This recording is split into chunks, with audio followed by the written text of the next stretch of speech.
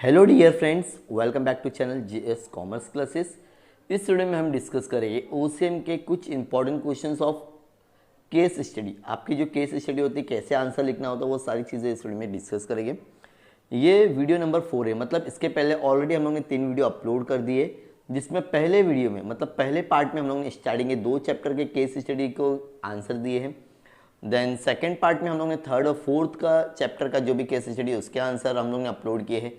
और जो part 3rd है उसमें 5th और 6th, मतलब इस वीडियो में हम कवर करने वाले चैप्टर नंबर 7 कंज्यूमर प्रोटेक्शन और chapter number 8 that is a marketing. ये 2 चैप्टर क्या करने वाले, कवर करने वाले केस स्टडी। अगर आपने 4 वीडियो देख लिए दैट मीन्स आपके 6 मार्क्स कंफर्म हो जाएंगे, बिकॉज एग्जाम में भी आपको सिर्फ वही सेम क्वेश्चन आते हैं, टेक्सचुअल क्वेश्चन ही आते हैं, लेकिन स्टूडेंट्स क्या करते हैं, पढ़ाई करके जाते नहीं हैं। चलो क्वेश्चन कैसा पूछा जाता है। For example, Mr Ashok visit shop to buy pair of shoes, मतलब उसने एक जूता खरीदने गया, शूज, ठीक है, 700 का। The salesman force him to buy pair of a bigger size shoes, ordinary company claiming size would be suitable for him. मतलब वो जबरदस्ती दुकान वाला बोल रहा है कि भाई ये वाला आप साइज ले लो। After the reaching home he discovered that the shoes are still too big, मतलब वो कंपनी बोलती बड़े हैं लेकिन हो जाएगी, लेकिन उसको घर पे जाने के बाद में भी वो जूते, वो शूज प्रॉपर नहीं आ रहे थे। He complained about the shoes to the shopkeeper.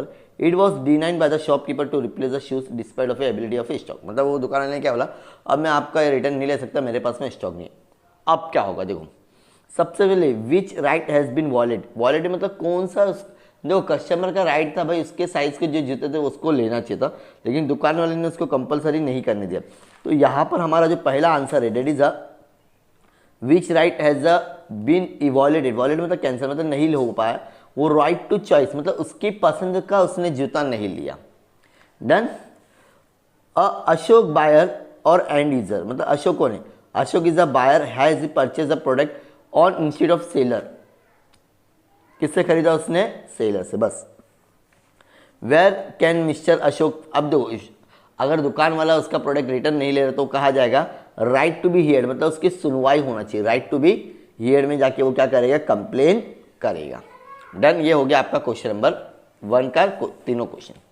Then question number 2, Mrs Meera resident of a Nagpur district. सब क्वेश्चन नंबर 2 में क्या लिखा हुआ है, Mrs Meera is resident of a Nagpur district bought a washing machine. उसने वॉशिंग मशीन लेके आई, 5000 रुपीज उसका क्या था cost, without cash memo with the warranty period 2 years। After 1.5 year, after 1.5 years मतलब 1.5 साल के अंदर, notice some defected, ask company to repair और replace it. The company did not accept because defective product, मतलब company ने लेने से मना कर दिया। अब क्या होगा, अब वो बेचारी कहा जाएगी, कौन कहा जाएगी, मिसेस मीरा, सॉरी कौन, मिसेस मीरा, ठीक है। तो अब इसका आंसर क्या है देख लेते हैं फटाफट।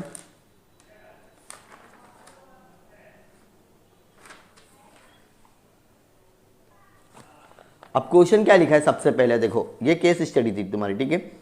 अब answer, suggest suitable redressal. Redressal मतलब complain machinery to protect her right, मतलब उसका वो जो वॉशिंग मशीन खराब हुआ है तो उसकी कंप्लेन कहाँ करेगी।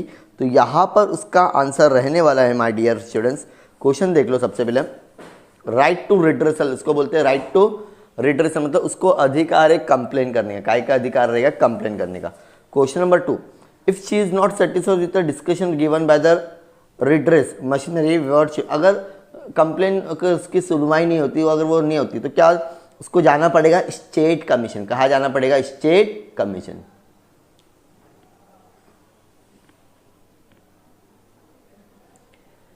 ठीक है। अब क्वेश्चन नंबर 3 इसमें क्या है, what is the negligence of Mrs Meera while buying, मतलब उसकी क्या गलती हो गई थी छोटी सी, जब उसने खरीदने गई थी उसने क्या नहीं ली थी, मेमो नहीं ली थी। क्या नहीं ली थी, मेमो। मेमो मतलब क्या होता है, उसने जो यहाँ पे क्लियरली लिखा हुआ है, क्या लिखा हुआ है आंसर में, नोटिस डिफेक्टिव रिप्लेस और कंपनी डिड नॉट एक्सेप्ट। तो यहाँ पर उसने कैश मेमो नहीं ली थी। क्या नहीं ली थी, कैश मेमो। तो यहाँ पर आंसर हमारा आएगा विदाउट कैश मेमो।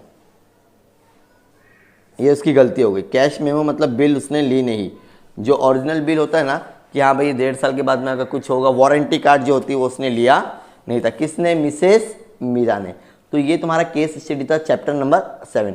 अब last and important chapter that is marketing में से आपको एक 101% क्या आने वाला है, केस स्टडी आने वाला है। Chapter number 8 marketing.